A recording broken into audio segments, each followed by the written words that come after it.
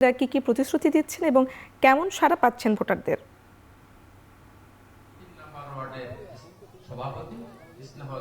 ধন্যবাদ পুতুল।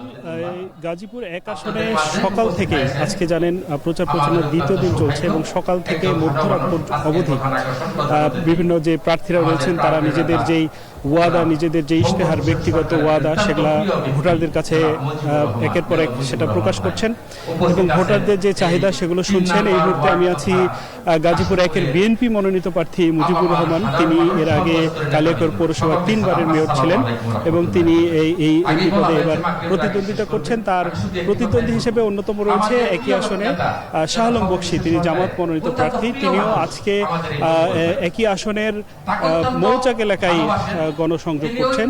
ঠিক আমি যেখানে আছি এখানে তিনি কিছুক্ষণ আগেও প্রতিশ্রুতি দিয়েছেন যে এই আসনে বিশেষ করে রাস্তাঘাটের যে সমস্যাগুলো, এবং আপনি জানেন গাজীপুরের মেন সড়কের বাইরে যেই সড়কগুলো আছে এই সড়কগুলোতে প্রচুর পরিমাণে সংকীর্ণ এরিয়া, এর ফলে প্রচুর যানজট লেগে থাকে।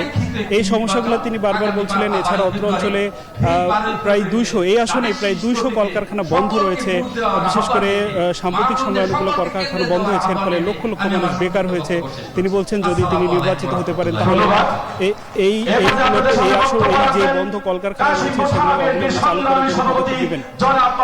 এছাড়া অন্যান্য যে সমস্যাগুলো রয়েছে, বিশেষ করে এখানে গ্যাস সংযোগের কিছু সমস্যা রয়েছে, আইন শৃঙ্খলার কিছু সমস্যা রয়েছে, এই সমস্যাগুলো যেন দ্রুত সমাধান করা যায় প্রতিশ্রুতি দিচ্ছেন। আরেকটি বিষয় উল্লেখ করা দরকার, সাধারণত ভোটের এই সময়গুলোতে বিভিন্ন এলাকাতে সারি সারি পোস্টার, ব্যালট দেখা যায়, কিন্তু এবার নির্বাচনী আচরণবিধি মেনে এবার কোনো প্রার্থীরাই কিন্তু যেই পোস্টার সেটা টাঙাননি এবং তারা নিজেদের মতো করে প্রচার করছেন এবং এই আচরণবিধি মেনেছেন। অন্যান্য নির্বাচনের তুলনায় এবার বেশ স্পষ্টভাবে তারা এই জিনিসগুলা মেনে চলছেন। এই ছিল আমার কাছে এখান থেকে সবশেষ।